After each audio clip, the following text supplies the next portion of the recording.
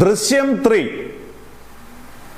Mohanlal Jithu Joseph. ദൃശ്യം എന്ന് പറയുമ്പോൾ തന്നെ മലയാളികൾക്കറിയാം ഇതൊരു ഗംഭീര ഫിലിം മേക്കിംഗ് അല്ലെങ്കിൽ മലയാള സിനിമയെ ഞെട്ടിച്ചൊരു സിനിമയാണ് ദൃശ്യം. ദൃശ്യത്തിന്റെ സെക്കൻഡ് പാർട്ട് OTT പ്ലാറ്റ്ഫോമിലാണ് വന്നത്. തേർഡ് പാർട്ടിന്റെ ഷൂട്ടിംഗ് ഇന്ന് തുടങ്ങി.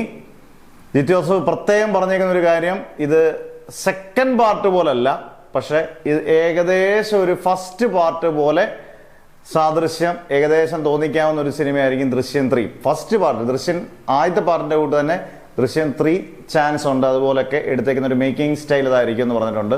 അതുപോലെ തന്നെ പുത്തനായിട്ട് താരങ്ങളൊന്നും വരുന്നില്ലെങ്കിൽ പോലും ആദ്യത്തെയും രണ്ടാമത്തെയും അതിനകത്ത് താരങ്ങൾ ഇതെല്ലാം ഇപ്പം ഒന്നിക്കാൻ ചാൻസ് ഉണ്ടെന്ന് പറഞ്ഞിട്ടുണ്ട്. അന്നേരം ദൃശ്യം 3 ഒരു 1.5 മാസം കൊണ്ട് ഷൂട്ടിങ് തീരും.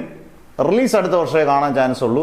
എന്തായാലും ഗംഭീര റിലീസായിരിക്കും, ഗംഭീര ഇനീഷ്യൽ കളക്ഷനും നേടും. പിന്നെ കണ്ടന്റൂടെ ഗംഭീരമാണെങ്കിൽ ദൃശ്യം എല്ലാ റെക്കോർഡുകളും ഭേദിക്കുമെന്നും ഉറപ്പാണ്.